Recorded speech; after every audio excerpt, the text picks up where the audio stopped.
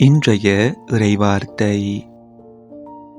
இறைவாக்கினர் எசேக்கியேல் நூலில் இருந்து வாசகம்.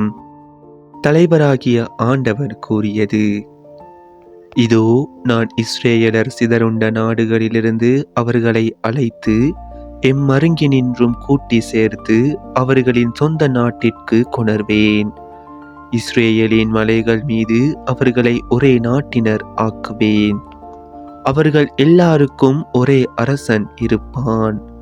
அவர்கள் இனிமேல் ஒருபோதும் இரு நாடுகளாகவோ இரு அரசுகளாகவோ பிரிந்திரார். அவர்கள் இனிமேல் ஒருபோதும் தங்கள் தெய்வ சிலைகளாலோ இழிந்த அருவருப்பான பொருள்களாலோ தங்கள் வேறெந்த குற்றங்களாலோ தங்களை தீட்டுப்படுத்திக் கொள்ள மாட்டார்கள். ஏனெனில் அவர்கள் பாவம் செய்த எல்லா குடியிருப்புகளிலிருந்தும் அவர்களை நான் மீட்டு தூய்மையாக்குவேன். அவர்கள் எனக்கு மக்களாய் இருப்பர், நான் அவர்களுக்கு கடவுளாய் இருப்பேன். என் ஊழியன் தாவீது அவர்களுக்கு அரசனாய் இருப்பான். அவர்கள் அனைவருக்கும் ஒரே ஆயன் இருப்பான். என் நீதி நெறிகளின்படி அவர்கள் நடப்பர், என் நியமங்களை கருத்தாய் கடைபிடிப்பர்.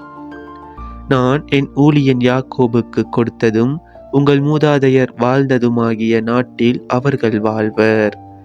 அவர்களும் அவர்களின் மக்களும் மக்களின் மக்களும் அங்கு என்றென்றும் வாழ்வர். என் ஊழியன் தாவீது என்றென்றும் அவர்களின் தலைவனாய் இருப்பான். நான் அவர்களுடன் நல்லுறவு உடன்படிக்கை செய்து கொள்வேன். அது அவர்களுடன் என்றென்றும் நிலைத்திருக்கும். நான் அவர்களை நிலை பெற செய்து அவர்களை பெருக செய்வேன். என் தூயகத்தை அவர்கள் நடுவே என்றென்றும் நிலைக்க செய்வேன். என் உறைவிடம் அவர்கள் நடுவே இருக்கும். நான் அவர்களுக்கு கடவுளாய் இருப்பேன். அவர்கள் எனக்கு மக்களாய் இருப்பர். என் தூயகம் அவர்கள் நடுவே என்றென்றும் நிலைத்திருக்கையில் இஸ்ரேலை தூய்மைப்படுத்துபவர் ஆண்டவராகிய நானே என வேற்றினத்தார் அறிந்து கொள்வர். இது ஆண்டவர் வழங்கும் அருள்வாக்கு. இறைவா, உமக்கு நன்றி. இன்றைய தினத்துக்கு உரிய நற்செய்தி வாசகம். யோவான் எழுதிய தூய நற்செய்தியில் இருந்து. அக்காலத்தில் மரியாவிடம் வந்திருந்த யூதர் பலர் இயேசு செய்ததைக் கண்டு அவரை நம்பினர். ஆனால் அவர்களுள் சிலர் பரிசேயரிடம் சென்று இயேசு செய்ததை தெரிவித்தனர். தலைமை குருக்களும் பரிசேயரும் தலைமை சங்கத்தை கூட்டி, இந்த ஆள் பல அருமடையாளங்களை செய்து கொண்டிருக்கிறானே, என்ன செய்யலாம்? இவனை இப்படியே விட்டுவிட்டால் அனைவரும் இவனிடம் நம்பிக்கை கொள்வர்.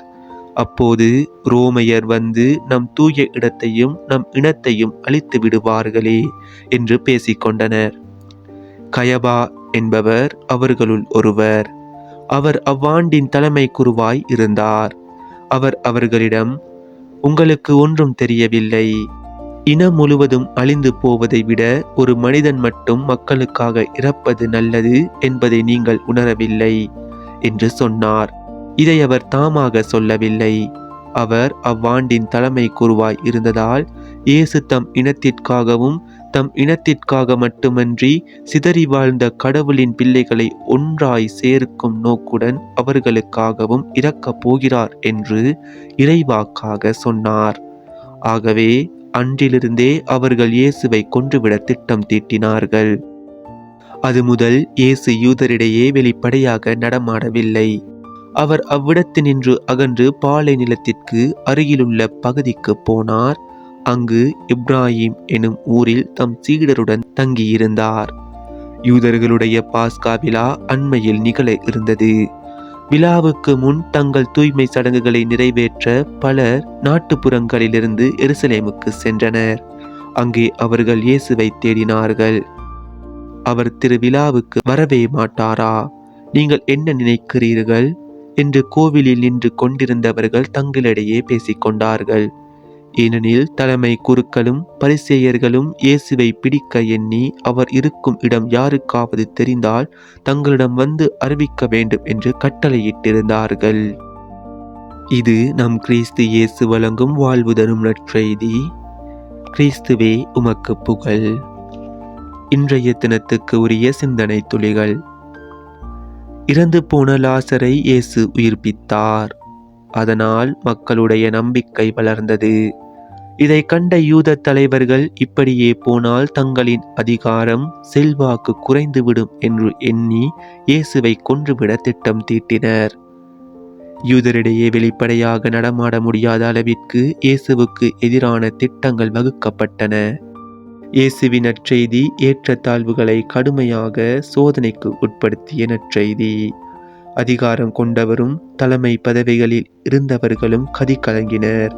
எனவே அவர்களின் தன்னலமும் அதிகார ஆசையும் இயேசுவுக்கு எதிராக அவர்களை எழ செய்தன. ஆணவம் கொண்டோரை சிதறடிப்பது தானே இறைவனின் செயல். அதிகார அத்துமீறல்களில் ஈடுபடுவோரை தூக்கி எறிவது தானே இறையாட்சி.